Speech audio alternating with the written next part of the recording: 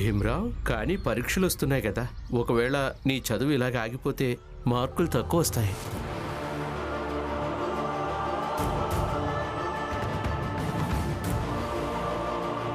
నాకు మార్కులు తక్కువ రావు. మీరు నిశ్చింతగా ఉండండి సార్. సరే, నేను వెళ్ళొస్తాను. ఒకవేళ నీకు నా అవసరం ఉంటే నువ్వు నాకు చెప్పు, నేను నీకు సహాయం చేస్తాను. అలాగే.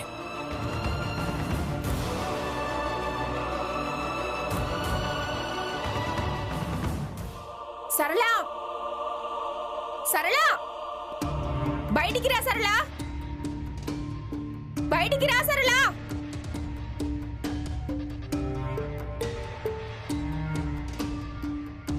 ఏ సరళ, విను. నీ దగ్గర రేపు సాయంత్రం వరకే సమయం ఉంది. ఒకవేళ సాయంత్రం కల్లా నువ్వు ఇంటికి రాలేదో నేను రేపే నా కొడుక్కి రెండో పెళ్లి జరిపిస్తా.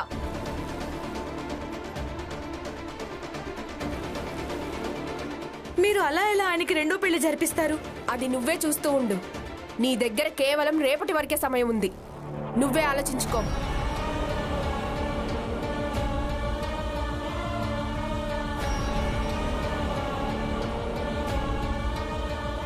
చూడు సరళ, చివరికి నీకేం లభించింది? సావతి. రామ జీవితం అంతా నిన్ను ఎక్కడే పెట్టుకుంటుందా? లేదు కదా. ఎప్పటికీ మించిపోయింది లేదు. నువ్వు నీ భర్త దగ్గరికి వెళ్ళిపో. ఇంకా నువ్వే ఆలోచించు, ఎలాంటి మహిళకు సమాజంలో ఎలాంటి గౌరవం ఉంటుందో. భర్త వదిలేసిన వాళ్లకు ఉండదు.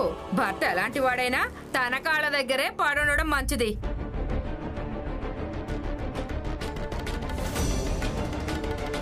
చూడమ్మా, నువ్వు ఈవిడ మాటల్ని పట్టించుకోవద్దు. రామ్జీ ఇంకా భీమ్ ఇంకా రమ వచ్చేస్తారుగా, నువ్వు వాళ్ళనే అడుగు. వాళ్ళు నీకు సరైన సలహా ఇస్తారు. సరైన సలహా ఏమిస్తారు? వాళ్ళ సలహా వల్ల అందరూ నాశనమయ్యారు.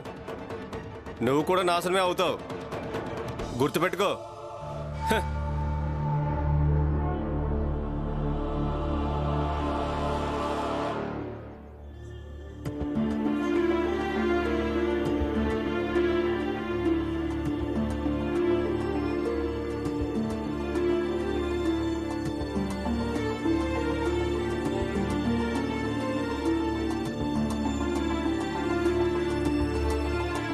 ఈ రమా లక్ష్మి ఇప్పటి వరకు రాలేదు. బాలాబారిను కలిస్తే తను ఏముందో ఏమో, తను ఎలా ఉందో, అలాగే బాలా ఎలా ఉన్నాడు.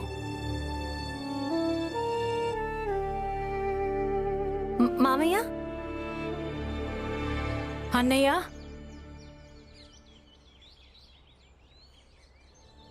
అన్నయ్య. బాలాబారి కనిపించిందా? తను ఎలా ఉంది? మావయ్య, మనం ఎక్కడైతే వెళ్ళామో అక్కిప్పుడు అక్కడ ఉండడం లేదు. ఆ ఇంట్లో ఉండడం లేదా అంటే? అంటే అన్నయ్య, పక్కింటి వాళ్ళు ఏం చెప్పారంటే, మనం అక్కడి నుంచి బయలుదేరగానే బాల తన భార్యను తీసుకుని ఎక్కడికి వెళ్ళిపోయాడో ఏమో, ఎక్కడో వేరే ఇంట్లో తన్ను వదిలేసి వచ్చాడని. ఏంటి? అవును మావయ్య. ఇక అన్నిటికంటే విచిత్రమైన విషయం ఏంటంటే, అక్కడ మరో 2-3 ఏమన్నారంటే, పొద్దున బాలాబావ చేతులకు ఎలాంటి కట్లు లేవట. ఏంటి?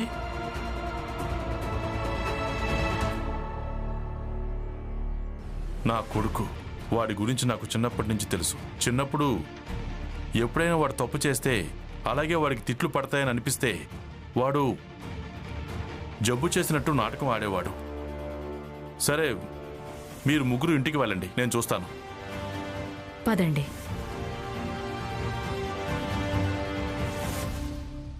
కానివ్వండి, త్వరగా కొట్టండి, మన దగ్గర ఎంతో సమయం లేదు. అరే, మీరేం చేస్తున్నారు?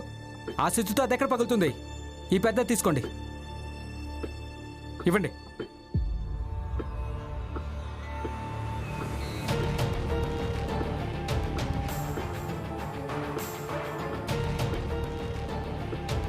నాన్న, ఆగండి నాన్న. చూడండి, ఒకవేళ వ్యక్తిగత విషయం అయితే అక్కడికి వెళ్ళి మాట్లాడుకుందాం. ఒకవేళ వృత్తిపరమైన విషయం అయితే చెప్పండి. నీ భార్య ఎక్కడుంది? నాన్న, ఇది వ్యక్తిగత విషయం కదా, పదండి. చూడు బాలా, నేను నిన్ను స్పష్టంగా అడుగుతున్నాను. దానికి నాకు సరైన జవాబు చెప్పు. అబద్ధం మాత్రం చెప్పొద్దు. అయితే స్పష్టమైన జవాబు ఏంటంటే తను నా భార్య. తను ఎక్కడైనా ఉండండి, మీకేం సంబంధం? ఏంటి బాలా, విషయం ఏంటి? ఆ కూలివాడు నీతో ఎందుకు మాట్లాడుతున్నాడు? పని చేయడానికి ఇబ్బందిగా ఉంటే ఇక్కడి నుంచి వెళ్ళిపోమను. లేదు సేట్ గారు, ఎలాంటి ఇబ్బంది లేదు, నేను చూస్తాను. సరే. చూడండి అన్న, మీకు కూడా డబ్బులు అవసరం ఉంది. అయితే మీరు పని చేయండి. అకారణంగా నా గురించి అలాగే నా భార్య గురించి బెంగపడుతూ మీకు సమస్యలు ఎందుకు సృష్టించుకుంటున్నారు? ఒకవేళ నేను ఇక్కడ ఉండడం వల్ల మీకు పని చేయాలని లేకుంటే అది మీ ఇష్టం.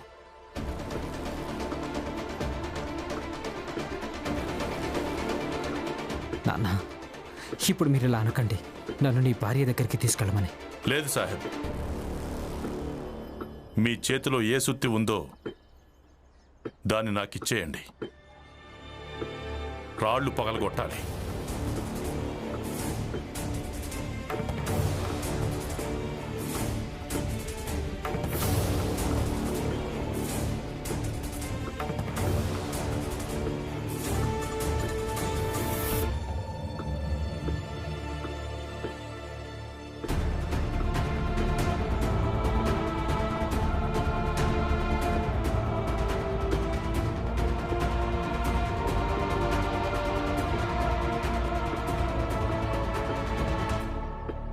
ఏమైంది? ఏం ఆలోచిస్తున్నావన్నా? లేదు, ఏం లేదు. ఏం ఆలోచిస్తున్నానంటే బహుశా ఇలాంటి సుత్తి ఏదైనా ఉంటే దాంతో తలరాతలో కొన్ని విషయాల రూపాన్ని మార్చగలిగేవాణ్ణి.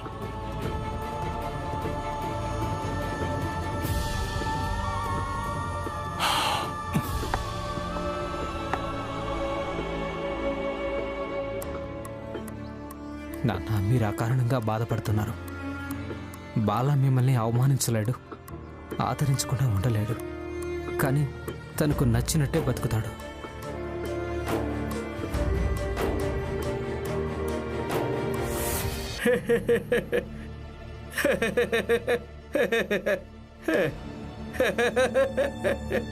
ఏయ్, మా వీధిలోకి రావద్దని నీకు ఎన్నిసార్లు చెప్పాను?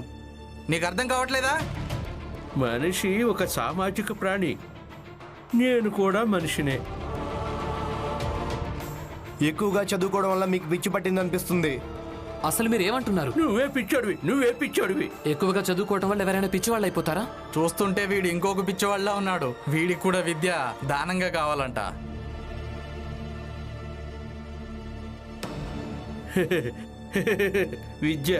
విద్యను దానం చేయమంటున్నావా? విద్య ఎప్పుడు దానంగా లభించదు. అయ్యో అయ్యో, ఒక్క నిమిషం ఉండండి. మీరేం చేస్తున్నారు? ఇక్కడి నుంచి వెళ్ళు. విద్య దానంగా లభించదు. మనిషి ఒక సామాజిక ప్రాణి. నేను కూడా మనిషినే.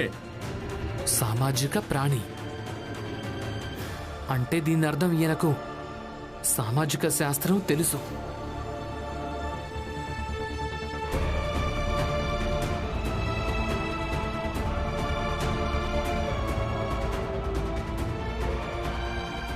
ఆగండి, ఒక నిమిషం ఆగండి.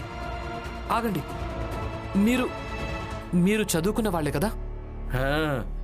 నేను బాగా చదువుకున్నాను. నాకు కూడా చదువు చెప్పండి.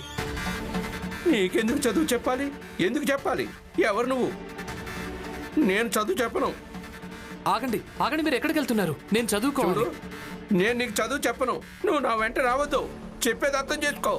అయ్యో, అలా మాట్లాడకండి. చూడు, చెప్తున్నా వినంటే వచ్చావంటే ఆ ఎత్తి నీ తల పగలు కొడతాను. మనిషి ఒక సామాజిక ప్రాణి. నేను కూడా మనిషినే. మనిషి ఒక సామాజిక ప్రాణి. నేను కూడా మనిషినే.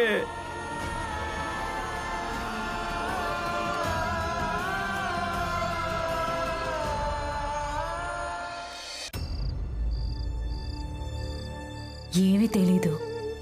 బాల భార్య ఎక్కడుందో ఏమో, ఎలా ఉందో బాల తన్ను ఏం చేశాడో కూడా తెలీదు.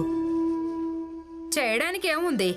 ఎలా అయితే సరళ భర్త రేపు రెండో పెళ్లి చేసుకుంటాడో అలాగే బాల భార్య కూడా ఏదో ఒక రోజు వచ్చి మీ అందరికీ చెప్తుంది బాల రెండో పెళ్లి చేసుకున్నాడు అని. మీరు నోరు మూసుకోండి. ఎప్పుడు మాట్లాడినా చెడే మాట్లాడతారు. సరే అయితే నేను చెడు మాట్లాడతానా?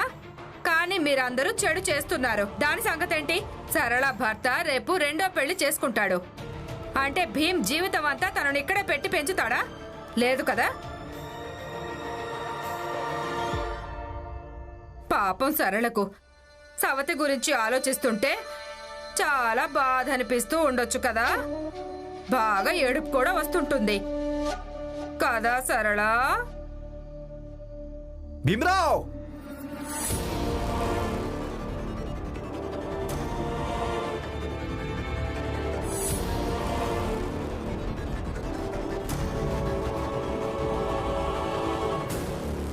మూర్ఖుడా, చూడు, ఈరోజు ఈమె కన్నీళ్లకు కూడా నువ్వే కారణంగా మారిపోయావు.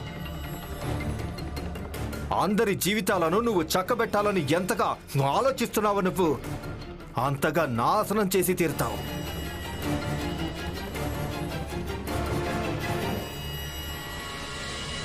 జోషి గారు, నాశనం అయ్యేది మా జీవితాలు. ఒకటే విషయం మీకు నచ్చ చెప్పి అలసిపోయాను.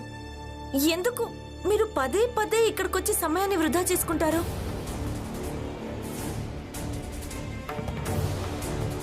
మూర్ఖురాలా, ఈరోజు నేను ఇక్కడికి నీతోనో నీ భర్తతోనో గొడవపడ్డానికి రాలేదు. ఈరోజు నేను ఇక్కడికి సరళ కోసం ఒక ప్రస్తావన తీసుకొచ్చాను. ఎలాంటి ప్రస్తావన?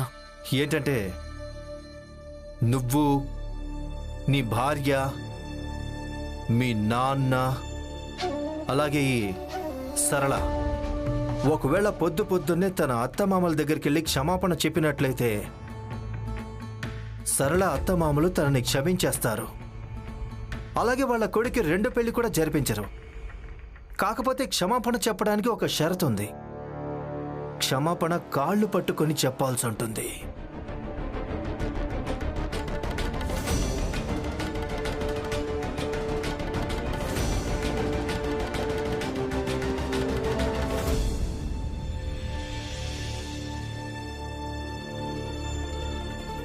అలాగే క్షమాపణ చెప్తాను. శబాష్.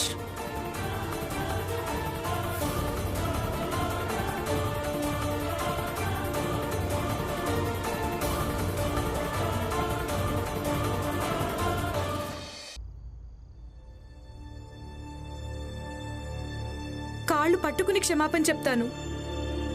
కానీ ఏ విషయం మీద క్షమాపణ చెప్పాలో అది కూడా మీరు చెప్పండి.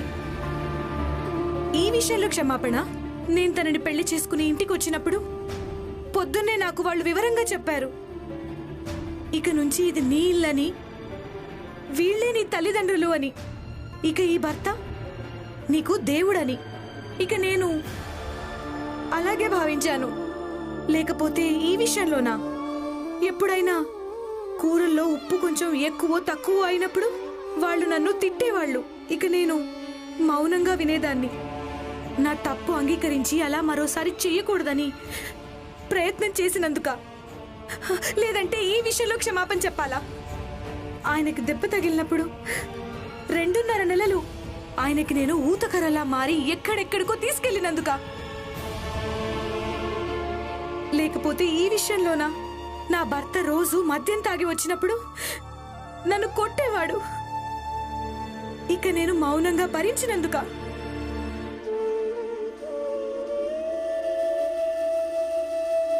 లేదా ఈ విషయంలో క్షమాపణ చెప్పాలా? ముందుగా అందరికీ తినిపించి తర్వాత నేను తిన్నందుక?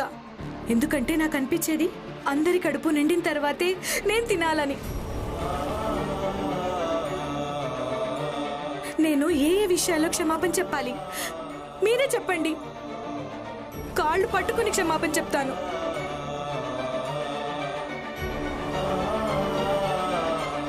చెప్పండి.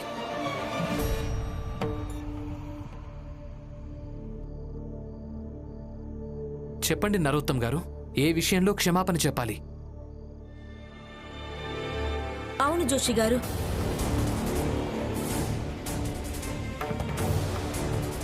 మేము కూడా క్షమాపణ చెప్తాం. కాకపోతే మీ అమ్మని కూడా తీసుకురండి. ఆవిడ ముందే క్షమాపణ చెప్తాం మేము. అయినా కేవలం మీ అమ్మ ముందే ఎందుకు, ఆడవాళ్ళందరినీ తీసుకురండి. వాళ్ళందరి ముందే క్షమాపణ చెప్పడం జరుగుతుంది. ఎందుకంటే ప్రతి స్త్రీ చూడాలిగా. ఒకవేళ ఈ విధంగా సరళ క్షమాపణ చెప్పనందుకు నేరస్తురాలైతే ప్రతి ఒక్క స్త్రీ నేరస్తురాలే. ఈ రోజు కాకుంటే రేపు అందరూ క్షమాపణ చెప్పాల్సి వస్తుంది.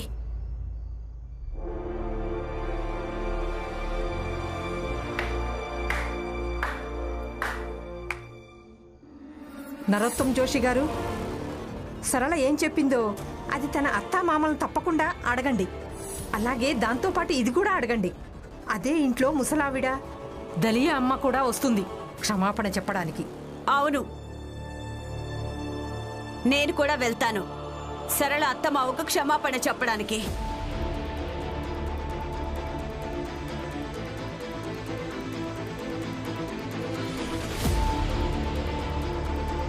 నేను కూడా వస్తాను. అలాగే నేను కూడా క్షమాపణ చెప్పడానికి వస్తాను.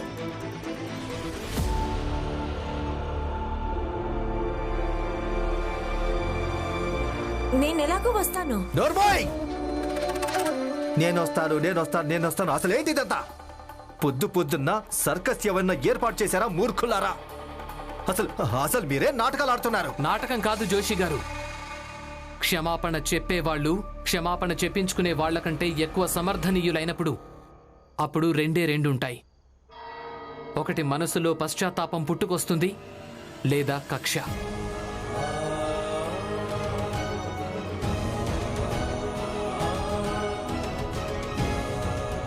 వెళ్ళి వాళ్ళకు చెప్పండి, సరళ భర్తకు రెండో పెళ్లి జరిపించము అని. మేమేం చెయ్యాలో మేం కూడా చూసుకుంటాం. చూసుకుంటావా? కానీ ఒక విషయం గుర్తుపెట్టుకో భీమరావు, ఈ సరళ జీవితాంతం నాశనమైందంటే దానికి బాధ్యుడివి నువ్వు, అలాగే నీ ఈ భార్య రమాబాయి అవుతుంది. అర్థమైందా?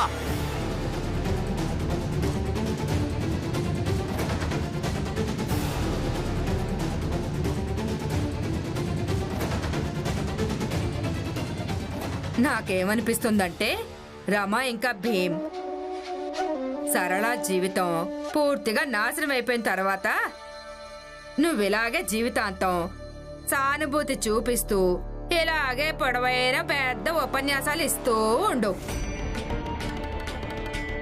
అప్పుడేమో వీళ్ళంతా చప్పట్లు కొడుతూ ఉంటారు, ఈ రోజు కొట్టినట్టుగా.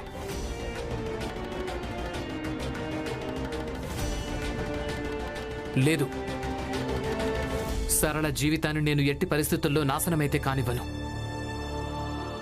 ఏదో ఒక మార్గం వెతికి తీరుతాను.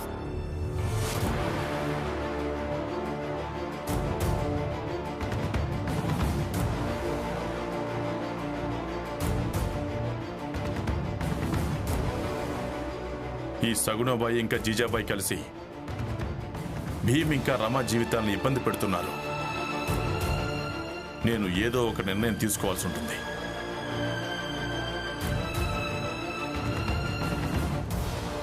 వీళ్ళందరి నాటకం ఇలాగే సాగుతూ ఉంటుంది. పదండి.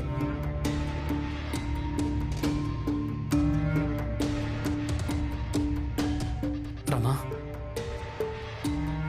మీరందరూ జాగ్రత్తగా వినండి. రేపు మనం ఏం చెయ్యాలంటే